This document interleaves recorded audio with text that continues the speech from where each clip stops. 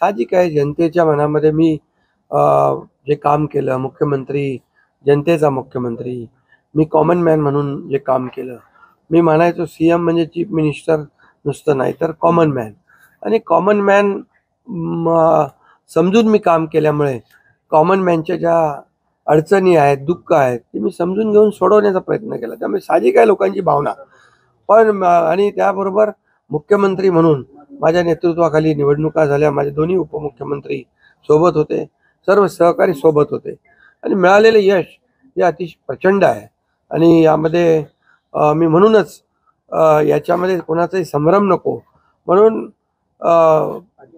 मागच्या आठवड्यामध्ये मी press conference घेतली. आपल्याला माहीत आहे की यामध्ये आदरणीय प्रधानमंत्री नरेंद्र मोदीजी, आदरणीय अमित शाह गृहमंत्री, भाजपचे अध्यक्ष आणि हे सर्व निर्णय घेतील मुख्यमंत्री पदाबाबतचा. तो मी सांगितलं, त्याला पूर्ण शिवसेनेचा पाठिंबा आहे, माझा पाठिंबा आहे. त्यामुळे आता कुठं काही असं किंतु परंतु कोणाच्या मनामध्ये नसावा. शेवटी मी मनमोकळेपणाने काम करणारा कार्यकर्ता आहे आणि म्हणून माझा निर्णय मी घेतलाय. सभापती पद पाहिजे म्हणून एकनाथ शिंदेचे प्रेशर पॉलिटिक्स आहे असं बोललं जात आहे. हे पहा, याच्या बाबतीत चर्चा होईल. आता चर्चा होईल, चर्चेमधून बऱ्याचशा काही गोष्टी निघतील, बऱ्याचशा गोष्टी सुटतील.